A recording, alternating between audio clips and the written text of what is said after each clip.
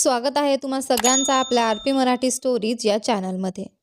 तर मागच्या भागात आपण कार्तिकचे आई वडील शीला आणि सीताराम यांच्या प्रेमविवाहाबद्दल ऐकलं होतं। आता पुढे पांडूच्या वडिलांचा राग मात्र अजूनही शांत झाला नव्हता। काय रे, अजूनही उन्हाट मुलासारखा गावभर भटकत फिरतोस?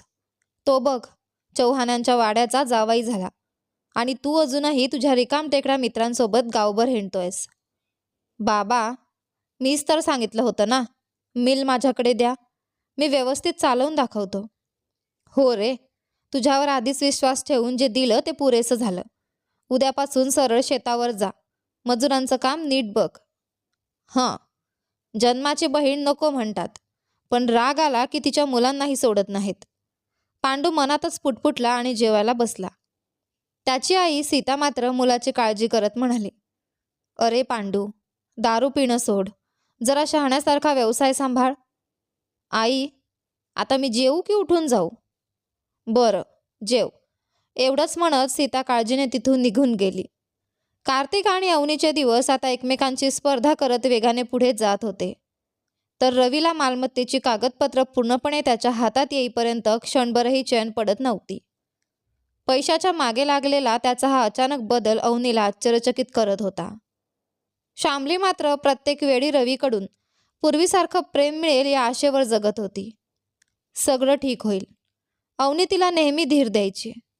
आज अखेर मालमत्तेची नोंदणी पूर्ण झाली आणि दोघांच्या नावावर कागदपत्र तयार झाली। रवी आता स्वतःची संपत्ती आणखी कशी वाढवता येईल याचे मार्ग शोधत होता। अवनीने मात्र ती कागदपत्र विकत घेतली खरी, पण ती उघडून वाचण्याचाही तिने प्रयत्न केला नाही। मात्र एक गोष्ट तिला स्पष्ट माहिती होती, तिच्या नावाची मालमत्ता विकायची असेल तर त्यासाठी कार्तिकची संमती आवश्यक होती। 16वा दिवस उजाडला। मृत दोघांच्या स्मरणार्थ हिंदू परंपरेनुसार श्राद्धविधी करून नैवेद्य अर्पण करण्यात आला। नातेवाईक आजही केवळ नावापुरतेच उपस्थित होते। अवनीही तिथे फक्त औपचारिकपणे उभी होती। दुरून राजवीर यांच्या फोटोवर नजर पडताच तिच्या मनात पुन्हा संताप उसळला। त्यांच्या शेजारी ठेवलेल्या त्या स्त्रीच्या फोटोवर तर तिला नजरही टाकायची नव्हती। आनंदी संसार उद्ध्वस्त करणारी पापी, मनातच ती म्हणाली आणि दूर उभी राहून त्या दोन्ही फोटोकडे पाहत राहिली। सगळे विधी संपल्यानंतर शीला देवासमोर लावलेल्या दिव्यात पुन्हा तेल भरत होती। पाहुणे हळूहळू निघायला लागले। अवनी तिच्या खोलीत जाऊन आधीच सामानाची बॅग भरून ठेवली होती। त्यासोबतच तिने मालमत्तेची कागदपत्र बाहेर काढून ठेवली। तेवढ्यात बाहेरून मोठा गोंधळ आणि आरडाओरडा ऐकू आला। ती घाईघाईने बाहेर धावत आली। बाहेर कार्तिक आणि कुमार एका बाजूला उभे होते, तर समोर पांडू उभा होता। तो पूर्णपणे दारूच्या नशेत असल्यासारखा दिसत होता। अंगावरचं धोतर सैल सुटलं होतं। ते सावरत तो डगमगत उभा राहिला। काय रे कार्तिक, एवढा का उडतोयस? तो मोठा माणूस तर गेला? नाही नाही, तुम्ही सगळ्यांनी मिळून त्यालाच संपवलंत। त्यालाच काय दोघांनी प्लॅन करून मारलं। त्याच्या मुलीला जाळ्यात ओढून तिची मालमत्ताही हिसकावून घेतलीस। अजून काय हवंय तुला? आता माझ्यावर का धावून येतोयस? मी तर त्या माणसाच्या श्राद्धाला आलो होतो, कुमार संतापून म्हणाला। पांडू, गप्प बस आणि निघून जा, नाहीतर तोंड फोडीन तुझं। पांडू दारूच्या नशेतच हसत म्हणाला, अरे, तो मोठा शूरवीर काही बोलत नाही, मग तू कशाला उडतोयस? फोडीन, मारून टाकीन असं म्हणणं सोपं असतं। शीला कार्तिकचा हात धरत म्हणाली, चल रे, आता इथून निघूया। कार्तिक म्हणाला, आई, एक मिनिट, अवनीलाही सोबत घेऊन येतो। नको बाळा, योग्य दिवस पाहून तिला दिवसा घेऊन जाऊ, आत्ता नको, चल। अनिता देखील म्हणाली, हो कार्तिक, शुभ दिवस पाहून तिला घेऊन जाऊ। कार्तिकने दीर्घ श्वास घेतला। ठीक आहे, आधी या पांडूचं तरी बघतो। दारू पिऊन येतो आणि सगळीकडे तमाशा करतो। शीलाने तिथे उभ्या असलेल्या गावातील काही तरुणांना पांडूला घेऊन जाण्यास सांगितले। त्यांनी त्याला ओढत तिथून दूर नेले। अवनी हे सगळं उत्सुकतेने पाहत होती। पहिल्यांदाच तिच्या मनात प्रश्न आला, नेमकं त्या दोघांचं निधन कसं झालं असेल?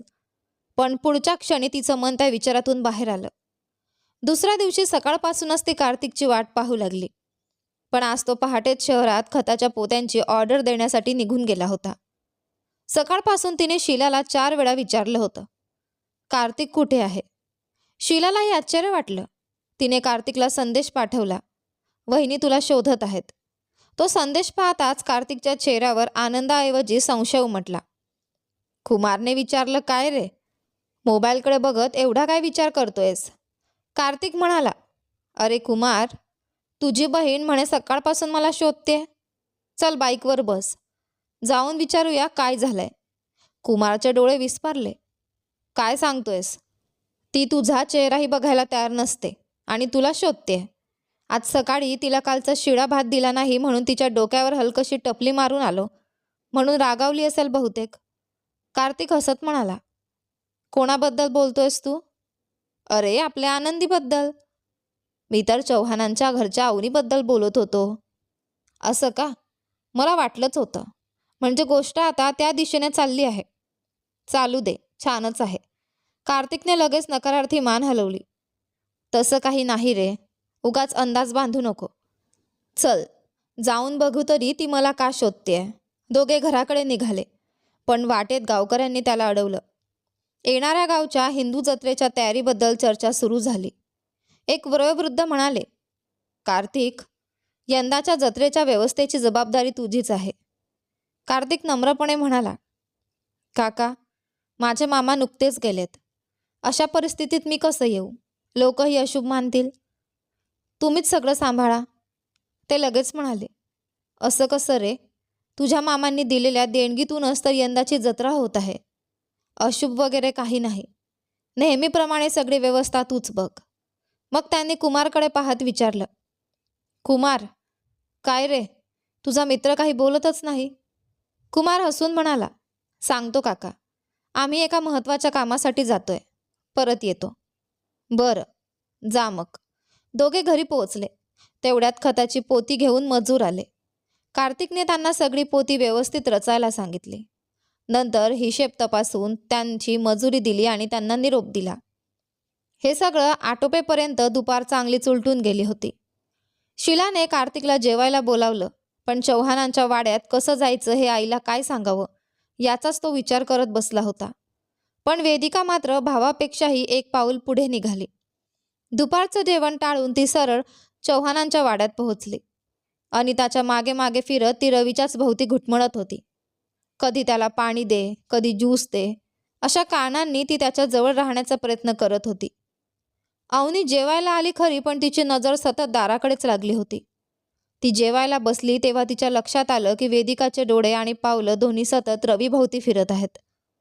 अवनीने विचारलं, काय वेदिका, जेवायला आली आहेस ना? वेदिकाने इकडे तिकडे पाहिलं आणि शेवटी मान हलवत हो असं उत्तर दिलं. मग तिने अनिताकडे पाहिलं.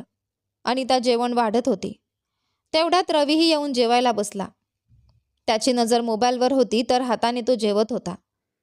वेदिकाचं पूर्ण लक्ष त्याच्यावरच होतं. हे पाहून अवनीला काहीतरी चुकीचं वाटलं. आधीच घरात इतक्या समस्या आहेत, त्यात ही नवी अडचण नको, असं तिच्या मनात आलं. ती कडक आवाजात म्हणाली, वेदिका, वहिनी, जेवायला आली आहेस तर शांतपणे जेव. उगाच दुसऱ्या गोष्टींकडे लक्ष देऊ नकोस. अवनीचा कठोर स्वर ऐकून वेदिका गप्प झाली. तिचे हातही थांबले. तिच्या डोळ्यात दुखावलेपण स्पष्ट दिसत होतं. रवी आधीपासूनच कुठल्या तरी गोष्टीवर चिडलेला होता. तोही लगेच संतापला. अवनी, कशाला ओरडतेस? माणसाला शांतपणे जेवू तरी दे. छे, या घरात निवांत जेवणही करता येत नाही. रागाने तो उठून निघून गेला. अवनी त्याच्याकडे रागाने पाहत राहिली, तर वेदिका त्याच्याकडे हळहळून पाहत होती. अवनीने पुन्हा वेदिकाकडे पाहिलं. तोपर्यंत ती तिथून निघून गेली होती. अवनी हात धुवायला जाणार इतक्यात अनिताने तिच्या ताटात पुन्हा भात वाढला. अनिताताई, पुरे, मला एवढंच पुरेसं आहे. कसलं पुरेसं? अवनी, पोटभर जेव. आता या घराची मालकीण तूच आहेस. अवनी रस वाढून घेत म्हणाली, मला कसली मालकीण व्हायचं नाही.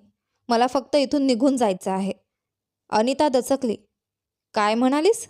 इथून जाणार?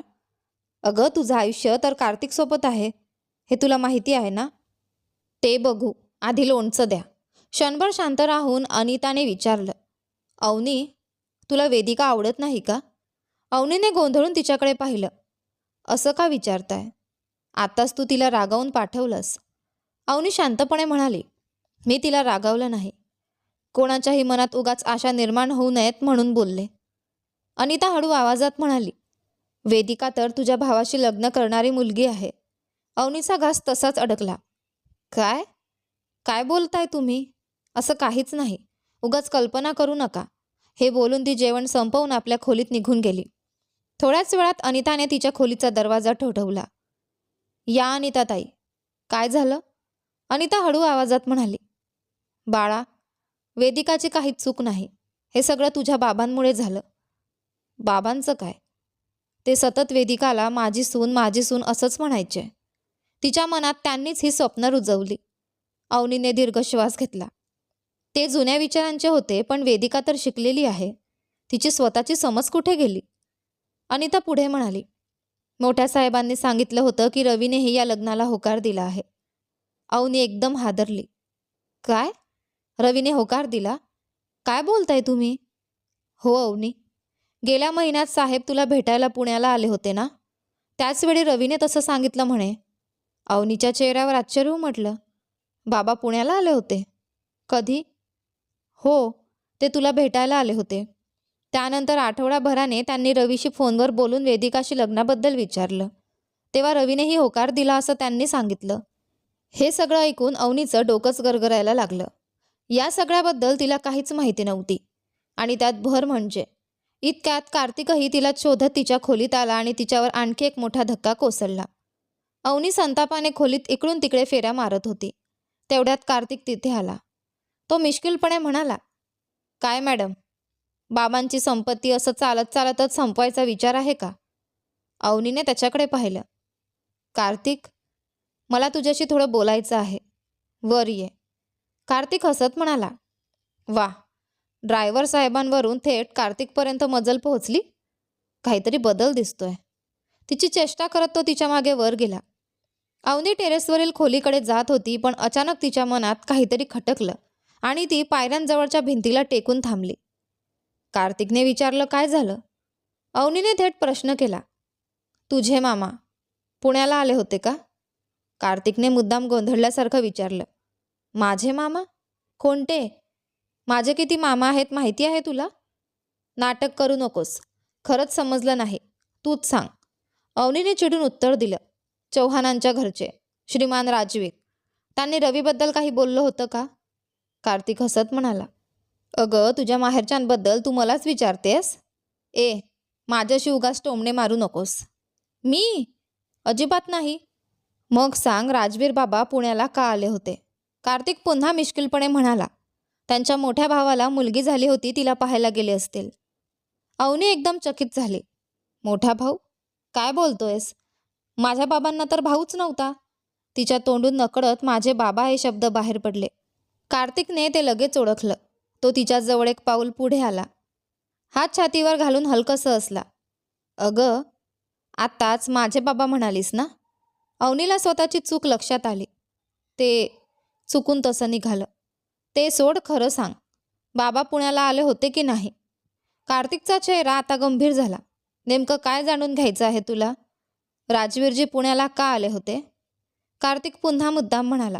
अरे हो, माझा कॉलेजमधला मित्र राजवीर मामा त्याच्या भावाच्या मुलीला पाहायला गेले होते. अवनी वैतागली. बस, मला त्रास देऊ नकोस. खरं काय ते सांग. कार्तिक शांतपणे म्हणाला. काय सांगू? अवनीने थेट प्रश्न केला. रवीने तुझी बहीण वेदिकाशी लग्न करायला होकार दिला होता का? कार्तिकने क्षणाचाही विलंब न लावता उत्तर दिलं. हो.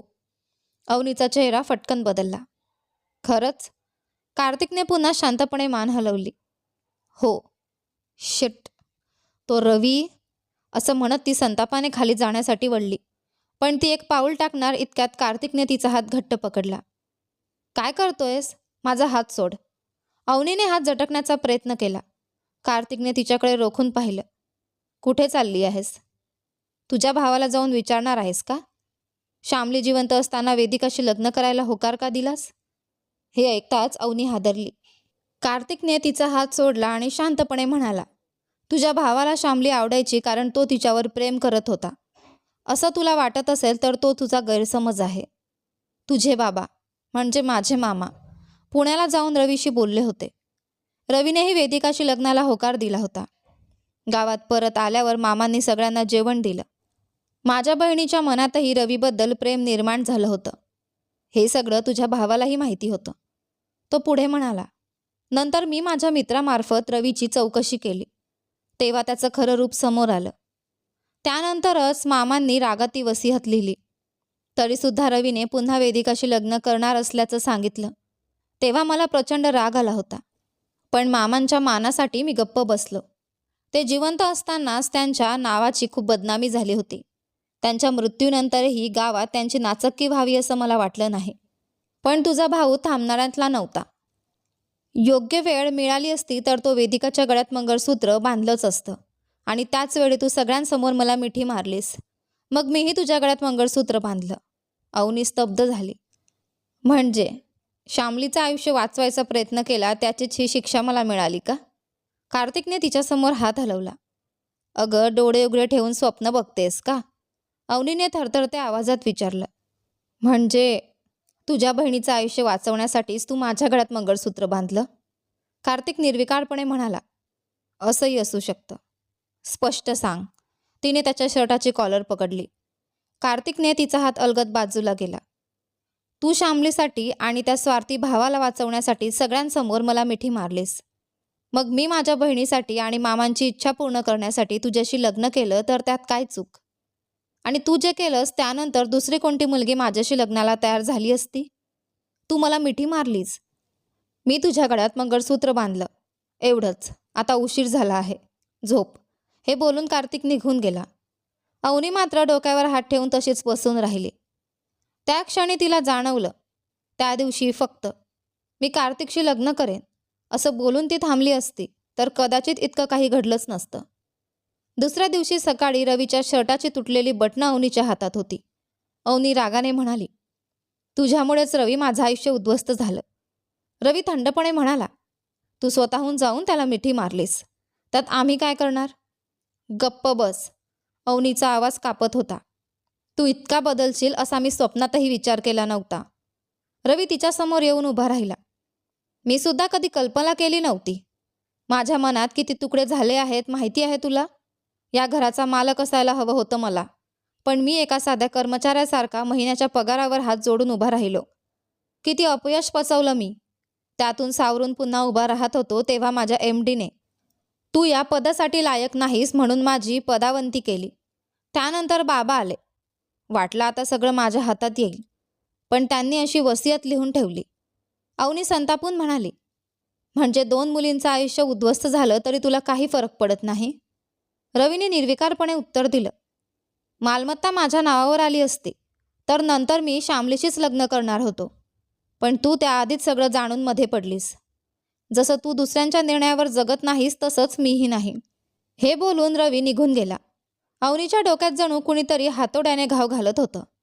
तिच्या नजरेत रवी फक्त एक स्वार्थी माणूस होता. पण तो इतका स्वार्थी असेल याची तिने कधी कल्पनाही केली नव्हती. दोष कोणाला द्यायचा? रवीच्या कर्तृत्वाकडे दुर्लक्ष करून शिफारशीवर इतरांना बढती देणाऱ्या त्याच्या MDला? की मुलांचं आयुष्य वेदिकासोबत सुखी होईल या आशेने अशी वसियत लिहिणाऱ्या राजवीरजी यांना? या प्रश्नांनी तिचं मन अस्वस्थ झालं. पण एक गोष्ट मात्र रवीलाही अपेक्षित नव्हती. अवनी निर्विकारपणे लग्न करायला तयार होईल याची. जर तिने होकार देईल हे त्याला आधीच माहिती असतं तर वेदिकाशी लग्न करण्याचा विषय त्याने कधीच काढला नसता. सगळ्यांच्या मते हट्टी, स्वतःच्या निर्णयावर ठाम राहणारी अवनी श्यामलीचं आयुष्य वाचवण्यासाठी कार्तिकशी का लग्न केलं? या प्रश्नाचं उत्तर फक्त तिच्याच मनात होतं. ते कुणालाही सांगायची तिची इच्छा नव्हती. ती दुःखी मनाने आई दक्षायनीचा फोटो छातीशी घट्ट धरून शांतपणे आडवी झाली. रात्री कार्तिकने खोलीतील दिवा चालू ठेवून झोपायचा प्रयत्न केला. तेवढ्यात त्याचा मोबाईल वाजला. फोन कुमारचा होता. काय रे कुमार, एवढ्या रात्री? कुमारच्या आवाजात नेहमीची मिश्किलता होती. अरे कार्तिक, चौहानांच्या घरच्या धाकट्या बाईला भेटायला एवढ्या घाईने गेला होतास. मग काय झालं? तेच तर. कार्तिकने सगळं कुमारला सांगून टाकलं. सगळं ऐकून कुमारने डोक्यावर हात मारला. अरे कार्तिक, असं बोलून आलास? बिचारीचं मन किती दुखावलं असेल. कार्तिक शांतपणे म्हणाला. होऊ दे. अरे, असं केलंस तर ती तुला अजिबात पसंत करणार नाही. कार्तिकच्या ओठांवर हलकंसं हसू उमटलं. आवडेल. एक दिवस तिला मी नक्की आवडेल. कुमारने चिडवत विचारलं. मंगळसूत्र बांधलं म्हणून एवढा आत्मविश्वास आहे का? कार्तिकने गंभीर होत उत्तर दिलं. नाही, फक्त मंगळसूत्र बांधलं म्हणून तिने मला स्वीकारावं असं मला अजिबात वाटत नाही. तिने मनापासून मला पसंत केलं पाहिजे. आणि जर तिला कधीच आवडलाच नाही तर ती मला आवडेपर्यंत मी वाट पाहीन. कुमार पुन्हा हसत म्हणाला. आणि शेवटपर्यंतच नाही आवडलास तर? कार्तिक निर्धाराने म्हणाला. तो पर्यायच नाही. एक दिवस तिला माझ्यावर प्रेम होणारच. पण मी तिला कधी जबरदस्ती करणार नाही. मी फक्त तिची वाट पाहीन. कुमार वैतागून म्हणाला. झोपायच्या वेळी तुला फोन केला तीच माझी चूक. जा रे, फोन ठेव. उगाच डोकं फिरवलंस. कार्तिक हसत फोन ठेवतो. त्याच्याकडे अजूनही अवनीचा मोबाईल नंबर नव्हता. त्याने स्वतःचा नंबर तिला दिला होता पण तिने तो घेतलाच नव्हता. दरम्यान गावाच्या चौकात जमलेल्या लोकांसमोर पांडू मोठ्याने ओरडत होता. हे काही बरोबर नाही काका. रस्त्यावरून जाणाऱ्याला थांबवून जत्रेच्या रक्षणसूत्राबद्दल सांगायला तुम्हाला वेळ मिळतो, पण आमच्या बाबांना बोलवायला वेळ मिळत नाही. गावातील एक ज्येष्ठ शांतपणे म्हणाले. अरे पांडू, असं का बोलतोस? या गावासाठी दोन्ही घराणी महत्त्वाची आहेत. आम्ही तुझ्या बाबांना भेटायला यायचं ठरवलं होतं, पण तुमच्या शेतात काम करणाऱ्या धेनूने सांगितलं की ते शहरात गेले आहेत, म्हणून आज भेटायचं ठरवलं. तोपर्यंत सगळे इथे जमले, म्हणूनच इथेच विषय काढला. पांडूचा राग काही कमी झाला नाही. काय बोलता तुम्ही? त्यांच्याशी एक नियम, आमच्याशी दुसरा नियम. कायम आमच्यावर अन्यायच. त्यावर दुसरे एक ज्येष्ठ म्हणाले. अरे, उगाच तोंडाला येईल ते बोलू नकोस. शेखर गावच्या प्रमुखांपैकी एक आहेत. खरं तर ते आमच्या बाजूचे आहेत. आम्हीच इतरांना निमंत्रण द्यायचं असतं. विचार न करता बोलू नको. पांडू रागाने तिथून निघून गेला. थोड्याच वेळात त्याचे वडील आले. शेखरही बसले आणि गावसभेला सुरुवात झाली.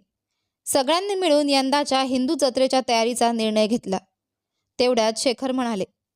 सगळं ठीक आहे, पण चौहानांच्या वाड्यात अलीकडेच मृत्यू झाल्यामुळे त्या घरातील लोकांनी 1 वर्ष मंदिरातील धार्मिक कार्यात सहभागी होता येणार नाही. ही प्रथा तुम्हाला माहिती आहेच.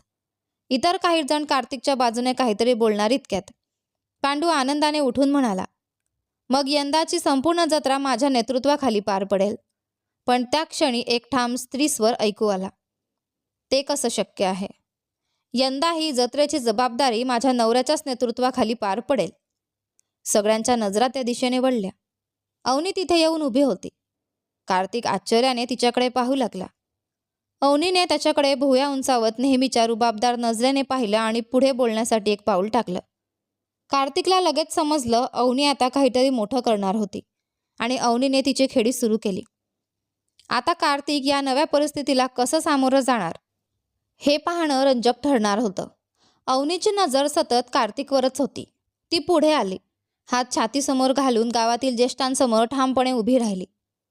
मी श्रीमान राजवीर यांची मुलगी आहे हे खरं आहे, पण ज्या क्षणी माझ्या गळ्यात हे मंगळसूत्र पडलं त्या क्षणापासून मी कार्तिकची पत्नी झाले.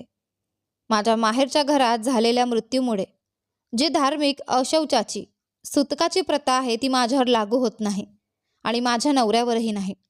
त्यामुळे यंदाची जत्रा ही श्रीमान कार्तिक यांच्या नेतृत्वाखालीच होईल. माझ्या माहेरच्या घरातील सुतकाचा त्यांच्याशी काही संबंध नाही. तिने इतक्या स्पष्ट आणि ठाम आवाजात बोलताच पांडू संतापला. काय रे, तुम्ही सगळे एका बाईला बोलू देता आणि फक्त तमाशा बघत बसलात? इतर कोणी काही बोलण्याआधीच अवनीने पुन्हा उत्तर दिलं. भाऊ, स्त्रियांनी बोलू नये असं तुम्ही म्हणता आहात का? की या गावातील ज्येष्ठांनाही कोणाचा आदर कसा करायचा हे माहिती नाही असं म्हणायचं आहे? की तेही तुमच्यासारखंच बालिश बोलतील? असं म्हणत तिने गावातील ज्येष्ठांकडे पाहिलं. तसं नाही ना? अवनीच्या या निर्भीड बोलण्यामुळे कोणत्याही ज्येष्ठाने तोंड उघडलं नाही. पांडू रागाने तिथून निघून गेला. शेवटी निर्णय झाला, यंदाची गावची जत्रा कार्तिकच्या नेतृत्वाखालीच पार पडणार. गावातील पंच आणि ज्येष्ठ मंडळी निघून जाऊ लागली. अवनीही तिथून निघाली. कार्तिक जीपमध्ये बसला. अवनी मोबाईलकडे पाहत वेगाने चालत होती. ती आपल्या वाड्याकडे जाणाऱ्या रस्त्याने निघाली. कार्तिक मात्र विचारात पडला. ही असं का वागतेय? तिच्या मनात नक्की काय चाललंय? काहीतरी वेगळाच डाव आहे. पण काय? जीप सुरू झाली तेवढ्यात कुमार धावत आला आणि आत बसला. तो हसत म्हणाला. काय रे कार्तिक, आज तर गावभर तुझ्यापेक्षा वहिनींचीच चर्चा आहे. काय पुटपुटतोयस? सगळीकडे चौहानांच्या घरच्या मुलीचंच कौतुक चाललंय. कार्तिकने काही उत्तर दिलं नाही. अचानक कुमारने समोर बोट दाखवलं. अरे बघ, वहिनी चालत जात आहेत. जीप थांबव. कार्तिक म्हणाला, नको, ती माझ्यासोबत येणार नाही. आधी थांबव तर. कार्तिकने जीप तिच्या शेजारी नेऊन उभी केली, पण अवनीने त्यांच्याकडे ढुंकूनही पाहिलं नाही. हॉर्न वाजवला तरी ती तशीच मोबाईलकडे पाहत चालत राहिली. कार्तिकने कुमारकडे कटाक्ष टाकला. कुमार म्हणाला, सोड ना, कदाचित ऐकूच गेलं नसेल. कार्तिक मिश्किलपणे म्हणाला, ऐकलं असतं तरी आली नसते. इतक्यात पांडूची बाईक तिथे येऊन थांबली. तो उपहासाने म्हणाला, काय रे कार्तिक, आज तुझ्या जागी तुझी हिरोईनच भाषण देत होती. कुमार काही बोलणार इतक्यात कार्तिकने डोळ्यांनीच त्याला शांत राहण्याचा इशारा केला. पांडू पुन्हा म्हणाला, काय साहेब, मित्राला गप्प बसायला सांगताय? अरे वा, तुमची बायको तर चालत चालली आहे. हॅलो मॅडम, आलोच. तो बाईक अवनीजवळ घेऊन गेला. हॅलो. अरे कार्तिकची सावली, तुलाच म्हणतोय. अवनीने मोबाईलवरून नजर वर केली. बोल, काय काम आहे पांडू? ए, मला काय म्हणालीस? मग तू मला कार्तिकची सावली का म्हणालास? पांडू म्हणाला, तू कार्तिकची सावलीच आहेस. अवनी हसली. वा, मी अजून माझ्या नवऱ्याला एखादं गोड टोपण नावही दिलेलं नाही, पण तुम्ही मात्र प्रत्येक 2 मिनिटांनी कार्तिक कार्तिक करत त्याचाच विचार करता. काहीतरी गडबड आहे की खरं तर तुम्हीच त्याच्या मागे फिरणारे आहात? ए, काही बोलू नकोस. मी काही बोलत नाही. तुम्हीच कार्तिकचा विचार करत स्वतःचं आयुष्य खराब करताय. तो त्याच्या संसारात खूप आनंदात आहे आणि शक्य असेल तर त्याचा आनंद हिरावून दाखवा, कारण त्याचा आनंद म्हणजे मी. पांडू अवाक होऊन तिच्याकडे पाहत राहिला. अवनीने मुद्दाम कार्तिकच्या जीपचा दरवाजा उघडला आणि त्याच्या शेजारी जाऊन बसली. कुमार मागच्या सीटवर जाऊन बसला. पांडू मात्र त्यांची जीप दूर जाईपर्यंत तसाच पाहत राहिला. ही असं बोलून गेली तरी काय? चौहानांचा वाडा. अवनी खोलीत बसून कपडे घडी करत होती. तेवढ्यात कार्तिक आत आला. तो दाराला टेकून हात छातीवर घालून फक्त तिच्याकडेच पाहत उभा होता. अवनीने कपडे कपाटात ठेवले आणि त्याच्याकडे वळली. काय मिस्टर कार्तिक, असं का बघताय? कार्तिक हलकसं असला. तुझ्या डोक्यात नेमका कोणता प्लॅन चाललाय याचाच विचार करतोय. अवनीने भुवया उंचावल्या. माझा चेहरा पाहून ते समजणार आहे का? मग ती हलकसं स्मित करत म्हणाली, असं. मग माझ्या चेहऱ्याकडे पाहून आत्तापर्यंत काय समजलं? कार्तिक तिच्याजवळ आला. दोघांमध्ये फक्त एक पाऊल अंतर ठेवून तो उभा राहिला. तिला स्पर्शही न करता त्याने बोटाने तिच्या चेहऱ्याची उंची मोजल्यासारखं केलं. तो मिश्किल हसत म्हणाला, या चेहऱ्यावरून तर तुझ्या डोक्यात चाललेले सगळे खटाड प्लॅन अगदी स्पष्ट दिसत आहेत अवनी. अगं बिचारी, असं म्हणत त्याने तिच्या डोक्यावर हलकाशी टपली मारल्यासारखा इशारा केला. अवनीने त्याच्याकडे रागाने पाहत उत्तर दिलं, हा चेहरा जे सांगत नाही ते माझं डोकं करून दाखवतं. सावध रहा. कार्तिक आणखी तिच्या जवळ झुकला. त्याचा उबदार श्वास तिच्या कानाजवळ जाणवत होता. तो हळू आवाजात म्हणाला, आज रात्री तूच जरा सावध राहा, कारण आजपासून तू माझ्यासोबत त्या घरात राहणार आहेस. अवनी क्षणभर स्तब्ध झाली. कार्तिकने तिच्या चेहऱ्याकडे पाहत पुन्हा चिडवलं, काय झालं? पंचायतीत नवऱ्याची बाजू घेणाऱ्या बायकोला मी एकटं कसं सोडू? त्यामुळे आज रात्री नक्की ये, कारण आज आपली पहिली रात्र आहे. हे ऐकताच अवनीचा चेहरा जणू भूत पाहिल्यासारखा फटकन पांढरा पडला. तिची ती अवस्था पाहून कार्तिकच्या चेहऱ्यावर खट्याळ हास्य उमटलं. मला अडचणीत टाकायचा प्रयत्न करतेस ना? थांब, तुला अजून मजा दाखवतो, तो मनातच म्हणाला. हसतच तो तिथून निघून गेला. अवनी मात्र पूर्णपणे गोंधळून गेली. त्याचा शांतपणा बिघडवण्यासाठी तिने गावासमोर उघडपणे त्याची बाजू घेतली होती, पण तिचीच शांतता हिरावून घेण्यासाठी त्याने 4 शब्द कानात कुजबुजले होते. सायंकाळ झाली. हळूहळू अंधार पसरू लागला. अवनीच्या मनात भीतीपेक्षा एक वेगळीच भावना होती. ती नेमकी काय होती हे तिलाच समजत नव्हतं. फक्त मन अस्वस्थ होतं. धडधड वाढत होती. नेहमीप्रमाणे सुमती कॉफी घेऊन तिच्या खोलीत आली. ताई, या, कॉफी घ्या. अवनी विचारातच हरवली होती. ताई, तुम्हालाच म्हणते. हां, काय म्हणालीस? सुमतीने तिच्या चेहऱ्याकडे बारकाईने पाहिलं. ताई, काय झालं? तुमचा चेहरा खूपच वेगळा दिसतोय. तब्येत बरी नाही का? अवनीने स्वतःला सावरत उत्तर दिलं. नाही, काही नाही. बरं, आधी कॉफी घ्या. अवनीने एक घोट घेतला, पण तिच्या मनात विचारांचं वादळ सुरूच होतं. सुमती पुन्हा म्हणाली, ताई, तुमच्या आवडते बेकरीचे रग्स नाही घेणार? नको, खास तुमच्यासाठी आणलेले. नको म्हटलं ना. सुमती हसत म्हणाली, आज तुमचा मूडच ठीक वाटत नाही. बरं, रात्रीच्या जेवणात काय बनवायला सांगू आईला? रात्रीचं? अवनीचा आवाज अचानक थरथरला. काय झालं ताई? मी फक्त जेवणाबद्दल विचारलं. काहीही बनव. ठीक आहे, सांगते. सुमती निघून गेली. ती दारातून बाहेर पडताच अवनीने तिला हाक मारली. सुमती, आज रात्री मी इथेच राहणार ना? सुमती आश्चर्याने म्हणाली, हो ताई. का? कुठे जायचं आहे का? नाही, तू जा. सुमती गेल्यावर अवनी आरशासमोर उभी राहिली. स्वतःच्या चेहऱ्याकडे पाहत राहिली. मनात असंख्य प्रश्न आणि गोंधळ. शांत हो अवनी, तुझ्या इच्छेविरुद्ध काही होणार नाही, ती स्वतःलाच समजावत होती. पण जर तो... क्षणात तिची कल्पनाशक्ती वेगाने धावू लागली. ती स्वतःच आरशासमोर मोठ्याने ओरडली, नाही, नाही, नाही. कशीबशी तिने स्वतःचं मन शांत केलं. मग तिने आपली बॅग उघडली आणि त्यात काहीतरी घाईघाईने शोधू लागली. काही वेळाने ती स्वयंपाकघरात गेली. तिथून एक धारदार सुरी घेऊन आली. ती काळजीपूर्वक उशीखाली लपवून ठेवली. येऊ दे त्याला, मग बघते, ती मनात म्हणाली. ती सतत घड्याळाकडे पाहत बसली. सेकंद पुढे सरकत होते. मिनिटं निघून जात होती. रात्र गडद होत होती. उशी आता तिच्या मांडीवर होती आणि सुरी तिच्या हाताशीच. मन दुसरीकडे वळावं म्हणून तिने मोबाईलवर व्हिडिओ लावला, पण त्यातही तिचं मन लागत नव्हतं. तेवढ्यात सुमती आली. हे घ्या ताई, कार्तिक दादांनी खास तुमच्यासाठी फुलांचा गजरा आणला आहे, असं म्हणत तिने 4 हात लांबीचा मोगऱ्याचा गजरा तिच्याजवळ ठेवला आणि निघून गेली. तो गजरा पाहून अवनीचा राग आणखी वाढला. थोड्या वेळाने सुमतीने तिला जेवायला बोलावलं, पण अवनीने स्पष्ट नकार दिला. मला भूक नाही. सुमतीने खूप आग्रह केला, पण शेवटी हार मानली. तिने जेवण गरम डब्यात भरून ठेवलं. रवी मालमत्तेच्या कामासाठी शहरात गेला होता. तोही त्या रात्री घरी परतला नाही. सुमतीने घरची कामं आटोपली. ती आईसोबत थोडा वेळ गप्पा मारून झोपायला गेली. अवनीच्या खोलीत मात्र अजूनही दिवा चालू होता. दरवाजाकडे पाहत ती धडधडत्या हृदयाने बसली होती. उशी आता तिच्या मांडीवर होती आणि ती धारदार सुरी तिच्या हातात. रात्र आणखी पुढे सरकली. अचानक दरवाजावर टकटक झाली. अवनीचं हृदय जोरात धडधडू लागलं. ती सावधपणे उठली आणि हळूहळू दरवाजाकडे चालू लागली. अवनीच्या खोलीच्या दरवाजावर पुन्हा पुन्हा जोरदार टकटक होऊ लागली. तिने सावधपणे दरवाजा उघडला. बाहेर कार्तिक उभा होता. तो काही विचारणार इतक्यात तो तिला हलकेच बाजूला सारत आत आला. अवनी मागे सरकली.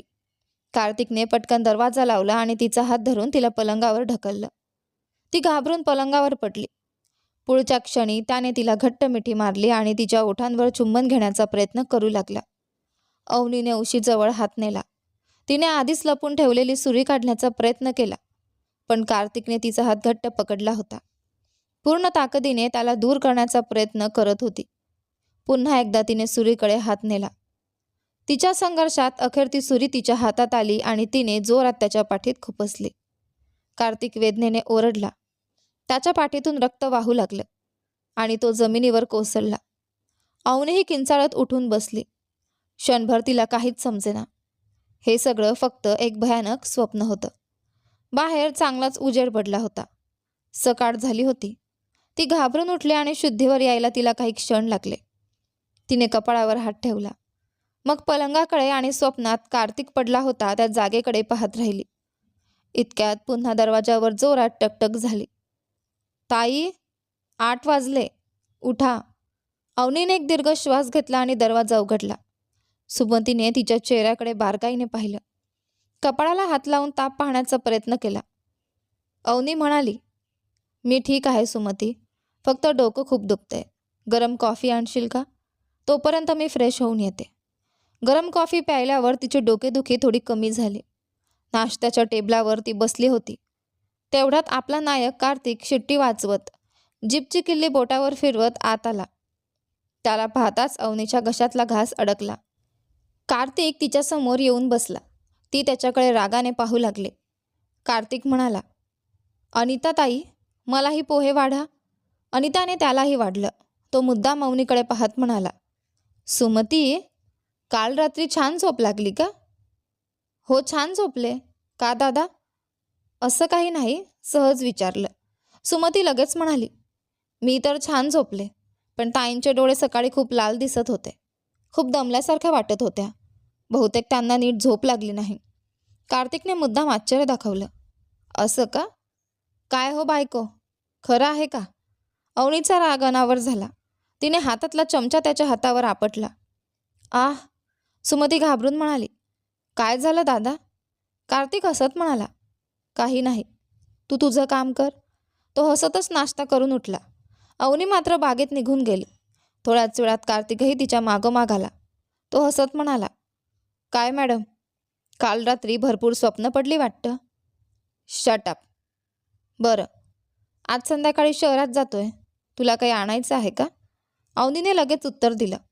हो, एक सुरी, एक पेपर स्प्रे आणि कार्तिक मध्येच म्हणाला, आणि बंदूक? लवकरच त्याची गरज पडेल असं वाटतं. कार्तिक हसला. बरं, संध्याकाळी भेटू. अवनी उपहासाने म्हणाली. का? त्यासाठी 50,000 नाहीतर 1,00,000 मागणार आहेस? कार्तिक हसत म्हणाला. नाही, ही बायको या पदासोबत मिळणारी मोफत सेवा आहे. त्याला काही किंमत नसते. वा, छान. तो पुन्हा चिडवत म्हणाला. बरं, आज रात्री तयार राहा.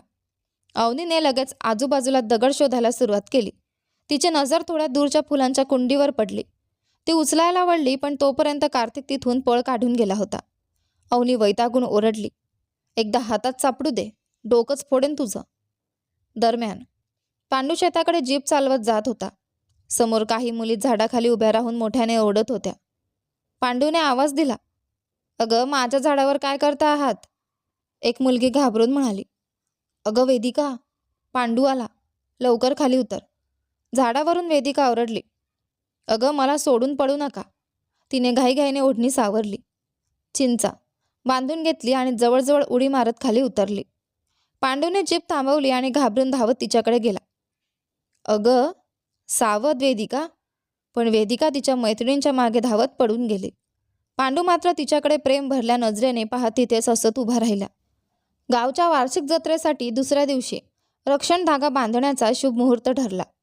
तो धागा बांधल्यानंतर गावाबाहेर जाण्यावर धार्मिक प्रथेनुसार बंधर येणार असल्याने कार्तिकच्या नेतृत्वाखाली गावातील तरुणांनी वेगवेगळे गट करून आपापली कामं वेगळी सुरू केली. काही कामं आधीच पूर्ण करायची होते, काही मजूर बोलवायचे होते. कार्तिक सगळ्या तयारीची जबाबदारी अतिशय नीटपणे सांभाळत होता. शेवटी शहरात जाऊन त्याने अवनीने मागितलेल्या सगळ्या वस्तू विकत आणल्या. त्या एका सुंदर गिफ्ट बॉक्समध्ये ठेवून तिच्या खोलीत ठेवून दिल्या. सायंकाळी अवनी गच्चीवर फेरफटका मारत होती. तेवढ्यात कार्तिक तिला चिडवायला तिथे आला. काय ग, आधीच इकडे तिकडे मार खाल्ल्यासारखी दिसतेस, तरीही वॉकिंग करतेस? वजन कमी करायचंय का? त्याची काही गरज नाही. अवनीने तिरक्या नजरेने पाहत उत्तर दिलं. मी कोणाला विचारून फिरायला जात नाही.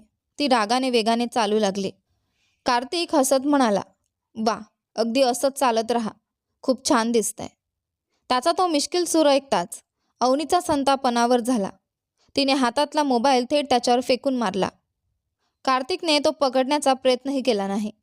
मोबाईल त्याला लागून खाली पडला आणि त्याचं टेम्पर्ड ग्लास पूर्ण फुटलं. कार्तिक, ती रागाने ओरडली, पण तोपर्यंत कार्तिक थेट ओलांडून पडूनही गेला होता. रागाने मोबाईलकडे पाहत ती खोलीत आली. तिथे तिच्या नजरेस एक गिफ्ट बॉक्स पडला. त्यावर लिहिलं होतं, माझ्या बायकोसाठी. रागाच्या भरात ती तो बॉक्स खाली फेकणार होती. तेवढ्यात तिला खाली एक चिठ्ठी दिसली. बायको, तुला खूप आवडणाऱ्या गोष्टी यात आहेत. माझ्यावर राग आहे म्हणून हा बॉक्स फेकू नकोस. आधी उघडून बघ. आता याने असं काय आणलं असेल? असं म्हणत तिने बॉक्स उघडला. आत एक सुरी, एक पेपर स्प्रे आणि एक दिवाळीत खेळायची खेळण्याची बंदूक होती. हा माणूस नक्की कोणत्या प्रकारात मोडतो? ती वैतागून स्वतःशीच पुटपुटली. अवनी, याच्यासोबत आयुष्यभर राहणं अशक्य आहे. इथून पळून जाणंच बरं. ती खाली आली. हॉलमध्ये रवी बसला होता. त्याने अर्धी मालमत्ता विकण्यासाठी ग्राहक शोधले होते. आता फक्त शेती विकण्यासाठी माणसं शोधत होता. श्यामलीने अवनीला सांगितलं होतं की रवी तिच्याशी केवळ औपचारिकपणे बोलत होता. अवनी मनातच म्हणाली, हे कसल्या जन्माचं प्रकरण आहे? याला जिथे मालमत्ता दिसते तिथे स्वर्ग दिसतो. तिने चेहरा धुतला. स्वतःसाठी कॉफी बनवली आणि अंगणाच्या पायरीवर बसली. तेवढ्यात सुमती हातात दागिन्यांचा डबा घेऊन आली. कार्तिक दादांनी आणलंय, ती आनंदाने सांगू लागली आणि लगेच विचारलं, ताई तुम्हाला काय आणलं त्यांनी? अवनी काही बोलणार इतक्यात अनिता म्हणाली, सुमती ही कसली सवय, नवऱ्याने बायकोला काय भेट दिली हे विचारायचं नसतं. सुमती निरागसपणे म्हणाली, त्यात काय झालं? अनिता हसत म्हणाली, अगं ते जाणून तू काय करणार, तुझ्या वयाला शोभेल असं बोल. चल आधी पीठ आंबलंय का ते पाहू. दोघी आत निघून गेल्या. अवनीला एकटीला कंटाळा आला. तिने फुटलेल्या मोबाईलकडे पाहिलं. स्क्रीन पूर्ण तडकली होती. आता हा मोबाईल दुरुस्त करायला शहरात जावंच लागेल असं म्हणत ती गावात फेरफटका मारायला निघाली. जुना रस्ता अजूनही तसाच होता, फक्त कौलारू घरांच्या जागी आता अनेक पक्की घरं उभी राहिली होती. ती चालत चालत बेकरीपर्यंत पोहोचली. गावातले काही लोक तिला पाहून हसले. काहींनी फक्त नजर टाकली तर काहींनी तिच्याकडे मोजून मापून पाहिलं. पण अवनीने कुणाच्याही नजरेची पर्वा केली नाही. तिने बेकरीतून आपले आवडते रग्स घेतले. जुन्या आठवणी तिच्या मनात दाटून आल्या. त्यानंतर तिने एक नारळाचा बन घेतला आणि समोरच्या पिंपळाच्या झाडाखाली कट्ट्यावर जाऊन बसले. शांतपणे तो खात बसली. आजूबाजूचे लोक तिच्याकडे पाहत होते. लहानपणी ती आणि रवी याच ठिकाणी बसून कितीतरी वेळा असंच खात असत. शहरात पोट भरत असेल, पण इथं मात्र मन भरून येत होतं. जुन्या आठवणींनी तिचे डोळे पाणावले. तिच्या डोळ्यातले अश्रू पांडूने पाहिले. तो बेकरीत आला होता. अवनीकडे काही क्षण पाहतच तो पुढे निघून गेला. वडिलांच्या प्रेमळ आठवणी पुन्हा मनात दाटून आल्या. तिचे अश्रू थांबेनात. तिने पटकन डोळे पुसले आणि घाईघाईने वाड्याकडे परतली. खोलीत शिरताच तिने दार बंद केलं. दाराला टेकून ती मोठ्याने रडू लागली. तेवढ्यात तिच्या मागून एक ओळखीचा आवाज आला. काय झालं ग? ती दचकून मागे वळली आणि तिच्याच खोलीत कार्तिक उभा होता. अवनीच्या डोळ्यांतून अश्रू सतत वाहत होते. तिचे गाल पूर्ण भिजले होते. दुसरीकडे कुमार कसाबसा आता कार्तिकला आवरत होता. सोड मला, तिचा चेहराच फोडून टाकतो आज. कार्तिक संतापून ओरडत होता. कुमार त्याला समजावत म्हणाला, कार्तिक शांत हो, जरा स्वतःला आवर. नाही रे कुमार, तिच्यात किती अहंकार आहे बघ, कशी अशी बोलू शकते ती. तेवढ्यात अवनीने डोळे पुसले आणि ती त्यांच्या जवळ आली. कार्तिक संतापाने म्हणाला, अरे आधी तिला इथून जायला सांग. कुमार त्याला घेऊन जाण्याचा प्रयत्न करत म्हणाला, चल आपण बाहेर जाऊ. दोघे निघणार इतक्यात अवनीचा आवाज त्यांच्या कानावर पडला. या बाईचा फोटो या घरात मी अजिबात राहू देणार नाही. अनिता ताई, तो लगेच काढून बाहेर फेकून द्या. कार्तिकच्या पावलांनी जागीच थांब घेतली. तो कुमारला बाजूला सारत तिच्या समोर येऊन उभा राहिला. गप्प बस, एक शब्दही पुढे बोलू नकोस. अवनी तितक्याच ठाम आवाजात म्हणाली, मी खरंच बोलते. कुठलं खरं? सांग जरा. त्यांच्याबद्दलचं खरं. कार्तिकचा राग आणखी वाढला. ऐक, त्यांच्याबद्दल असं एकेरीत बोललीस तर पुढे काय होईल याची जबाबदारी माझी नाही. अवनीने उपहासाने उत्तर दिलं. त्यांना जितका मान मिळायला हवा तितकाच दिलाय. कार्तिकने मूठ आवळली. माझा संयम संपतोय, निघ इथून. मी असंच बोलणार. अनिता तिला समजावत होती, पण अवनी ऐकायलाच तयार नव्हती. कार्तिकने खोल श्वास घेत स्वतःला शांत करण्याचा प्रयत्न केला. कुमार त्याला बाहेर घेऊन जाण्याचा प्रयत्न करत होता, पण अवनीने पुन्हा अनिताकडे पाहून मोठ्याने म्हटलं, तो फोटो लगेच बाहेर फेका. क्षणात कार्तिक संतापाने तिच्याजवळ आला. त्याने तिची हनुवटी घट्ट पकडली. आता आणखी एक शब्द बोललीस तर बरं होणार नाही. अवनी वेदनेनेही हट्टीपणे म्हणाली, मी असंच बोलणार. खूपच जास्त करते तू. हो करते. दोघांचं पुन्हा जोरदार भांडण सुरू झालं. कुमार कार्तिकला आणि अनिता अवनीला मागे ओढत होती, पण दोघेही थांबायला तयार नव्हते. अचानक अवनी म्हणाली, या वयात दुसरं लग्न करायला त्यांना लाज वाटली नाही का? हे ऐकताच कार्तिकचा संयम पूर्णपणे सुटला. त्याने तिचा हात धरला आणि थेट तिच्या खोलीत घेऊन गेला. घरचे थांबवायला धावले, पण कार्तिकने फक्त नजरेनेच त्यांना थांबवलं. दोघे खोलीत गेले. त्याने दरवाजा बंद करून कडी लावली. रागाने तिची हनुवटी पकडून स्वतःजवळ ओढत तो म्हणाला, काय बोललीस तू त्यांच्याबद्दल? खूपच मर्यादा ओलांडते आहेस. अवनीही तितक्याच रागाने म्हणाली, तुझ्या वडिलांनी असं केलं असतं तर तुला कळलं असतं. कार्तिकचा आवाज आणखी कठोर झाला. सतत तुझ्या बाबांनी असं केलं असंच म्हणतेस, पण तू त्यांच्यासाठी काय केलंस? निदान त्यांना समजून घ्यायचा प्रयत्न तरी केलास का? काही ऐकून न घेता लगेच निर्णय घेतलास. अवनी त्याचा हात दूर करण्याचा प्रयत्न करू लागली, पण कार्तिकने तिला अलगद पलंगावर बसवलं. एका गुडघ्याने पलंगावर आधार घेत तो तिच्या अगदी जवळ झुकला. सांग, तुझे बाबा या वयात फक्त शारीरिक सुखासाठी दुसरं लग्न करणार होते असं तुला खरंच वाटतं? त्याचा आवाज रागाने थरथरत होता. त्यांच्याबद्दल असं बोलण्याचा तुला काय अधिकार आहे? अवनीच्या चेहऱ्यावर वेदना स्पष्ट दिसत होत्या. कार्तिकने तिची हनुवटी सोडली. मग शांत पण वेदनायुक्त आवाजात म्हणाला, खरं सांगू, तुला तुझ्या बाबांवर खरंच प्रेम नव्हतं. ते माणूस मात्र तुझ्यावर जीवापाड प्रेम करत होते. पण तू? तो वाक्य अर्धवट सोडून दरवाजाकडे निघाला. अवनी संतापाने उठली. मी बाबांवर मनापासून प्रेम करत होते. त्यांनीच माझा विश्वास तोडला. कार्तिक तिच्याकडे वळला. नाही, तुझ्या बाबांनी फक्त स्वतःचं आयुष्य पुन्हा उभं करण्यासाठी दुसरं लग्न करण्याचा निर्णय घेतला आणि तू त्यांच्याबद्दल चुकीचा विचार करून त्यांचा विश्वास आधीच तोडला होतास. तो पुढे म्हणाला, आणखी एक गोष्ट, तुझ्या बाबांनी 50मध्ये विधिवत दुसरं लग्न करायचं ठरवलं. ते तुला चुकीचं वाटलं. पण तुझ्या भावाने लग्नाआधीच एका मुलाचा बाप होणं, ते तुला चुकीचं वाटत नाही? हे ऐकताच अवनी दचकली. अविश्वासाने त्याच्याकडे पाहू लागली. कार्तिक पुन्हा म्हणाला, शांतपणे विचार कर. 50तील एका विधुराने विधिपूर्वक दुसरं लग्न करणं चुकीचं, की स्वतःच्या आयुष्याची जबाबदारी घ्यायच्या आधीच लग्नाबाहेर मूल होणं चुकीचं? तो काही क्षण तिच्याकडे पाहत राहिला. भावाची चूक तू स्वीकारतेस, पण बाबांचा तिरस्कार करतेस. हा कसला न्याय?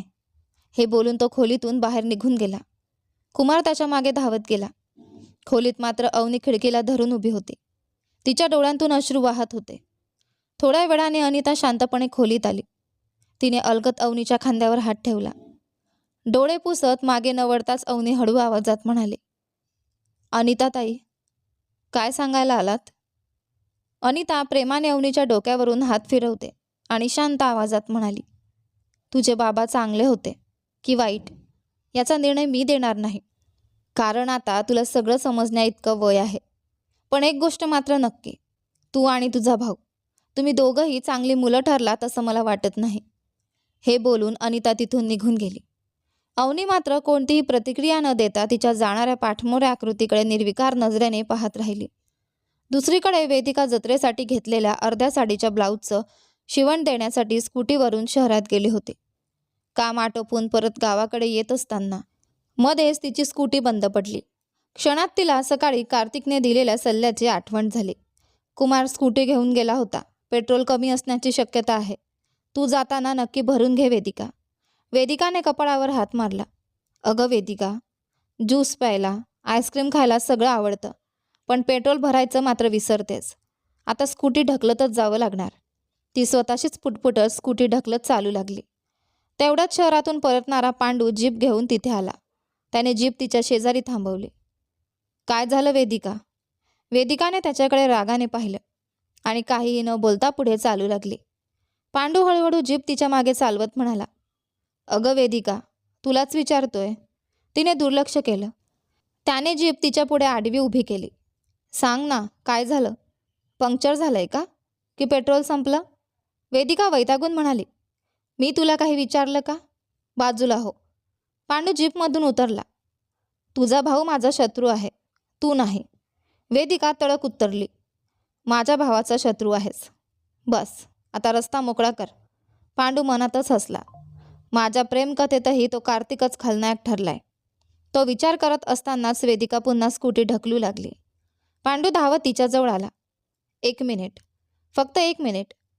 रस्ता सोड. माझं ऐक. तुला मी आवडत नाही ना? बिलकुल नाही.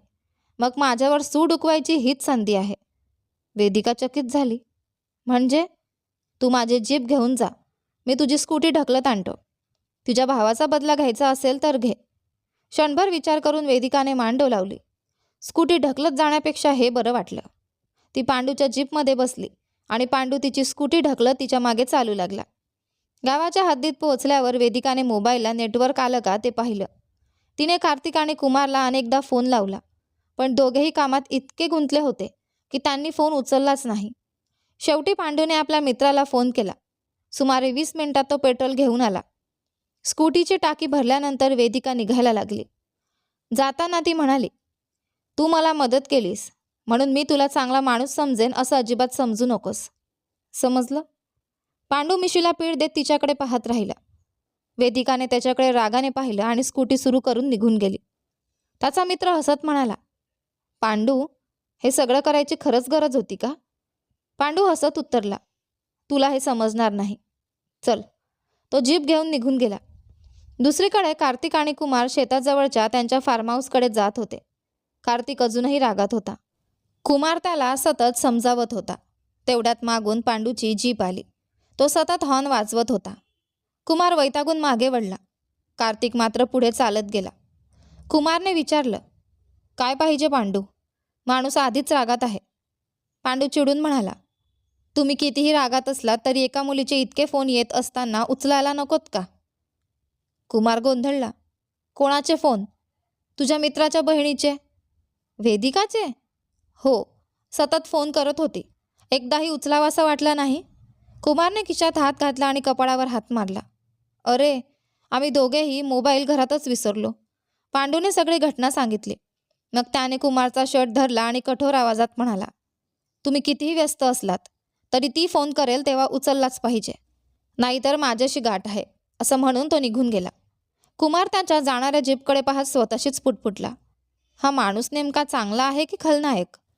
त्या रात्री कार्तिक फार्म हाऊसवरच थांबला. कुमारही त्याच्यासोबत होता. शीलाने माणूस पाठवून कार्तिकला तातडीने घरी बोलावलं. त्याने निरोप पाठवला की तो खताच्या दुकानात आहे आणि रात्री उशिरा येईल. 11 वाजून गेले तेव्हा तो घरी परतला. मन अजूनही दिवसाच्या घटनांनी जखमी झालेलं होतं. शीला झोपली होती. स्वतःच्या चावीने त्याने घराचं दार उघडलं. आई शांत झोपलेली पाहून तो हळूच वेदिकाच्या खोलीत गेला. तीही गाढ झोपली होती. तिच्याकडे प्रेमाने पाहून तो स्वतःच्या खोलीत आला. दार बंद करून तो मागे वळला आणि थबकला. टेबलला डोकं टेकवून बसल्या बसल्या अवनी गाढ झोपली होती. कार्तिकच्या डोळ्यांवर विश्वासच बसेना. समोर दिसलेलं दृश्य खरंच आहे की भास त्यालाच कळेना. अवनी इथे कशी आली? तो हळूच तिच्याजवळ गेला. ती गाढ झोपली होती. आईने म्हणूनच माणूस पाठवून तिला आणायला सांगितलं होतं का? या भानकुदळीने आईला काय काय सांगितलं असेल कोण जाणे. तो स्वतःशीच पुटपुटला. अवनी, अवनी. त्याने तिच्या खांद्यावर अलगद हात ठेवला. ती हल्लीही नाही. मग तिच्या गालावर हलकेच थाप मारत तो हसून म्हणाला, तोंड बंद ठेवून शांत बसली की किती सुंदर दिसतेस, नाहीतर कायम नाक फुगवून भांडतच असतेस. त्याने गालावर थोपटताच तिने मान हलवली. अचानक तिने हात मानेला लावला. वेदनेने चेहरा वाकवला आणि हळूहळू डोळे उघडले. समोर कार्तिक दिसताच तिची झोप एका क्षणात उडाली. अरे, कधी आलास? ती उठून उभी राहत मान चोळत म्हणाली. आत्ताच. पण मॅडम, एवढ्या रात्री इथे कशासाठी? तुझ्याशी बोलायला आले होते. बोलायला? आणि ही मानेला काय झालं? काही नाही. तिने मोबाईलमध्ये वेळ पाहिली. अरे ठीक आहे, सकाळी बोलते. मला खूप झोप येते. आता एवढ्या रात्री चव्हाणांच्या वाड्यात जाणार आहेस? हो. त्याची गरज नाही, इथेच झोप. अवनी त्याच्याकडे पाहत म्हणाली. गळ्यात मंगळसूत्र बांधलं म्हणून एकाच खोलीत राहायचं का? म्हणजे हे मंगळसूत्रच त्या खोलीची चावी आहे का? कार्तिक कपडावर हात मारत म्हणाला. अगं आधी इथून निघ तरी.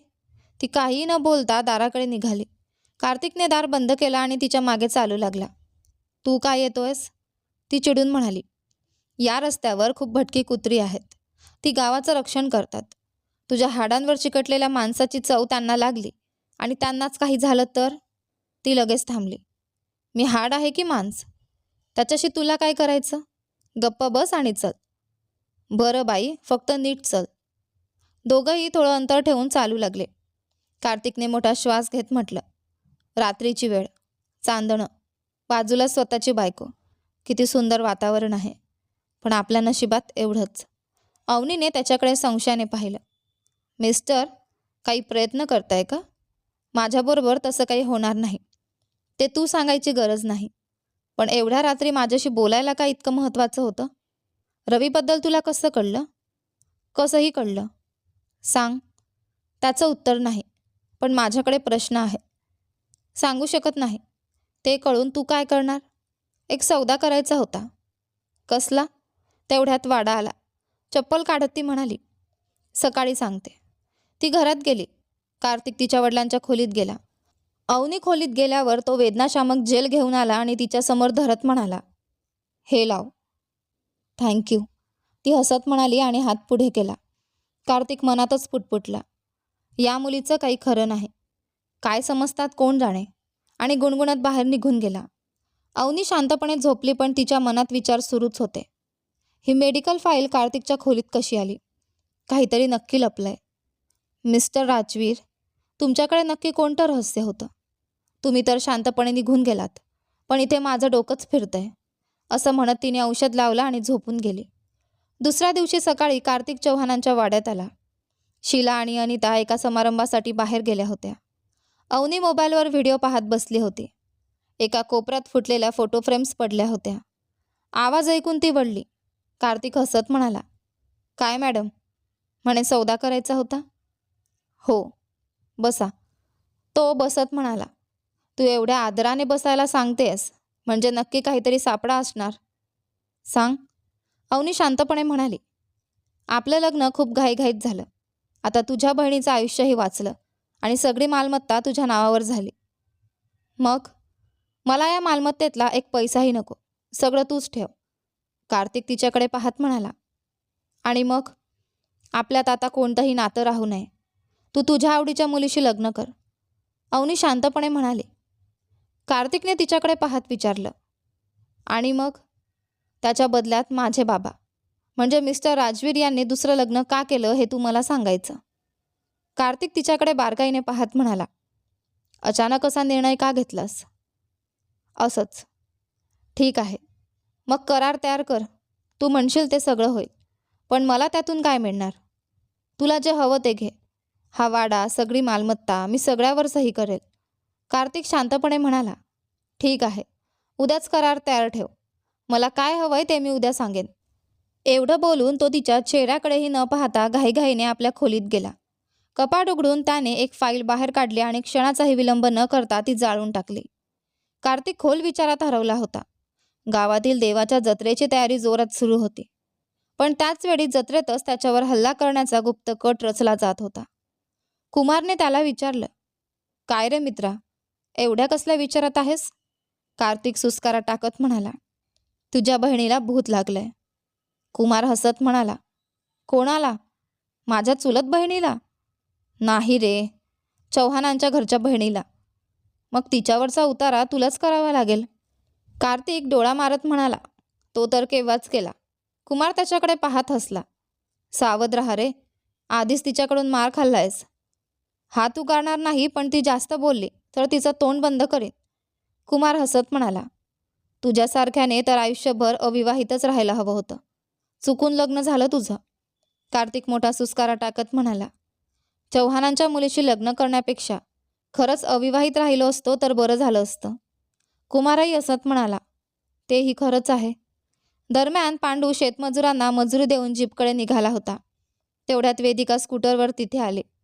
तिची मैत्रीण अमृता पांडूच्या शेतात रोपं लावत होती. अगं अमृता, वेदिका ओरडली. काय गं?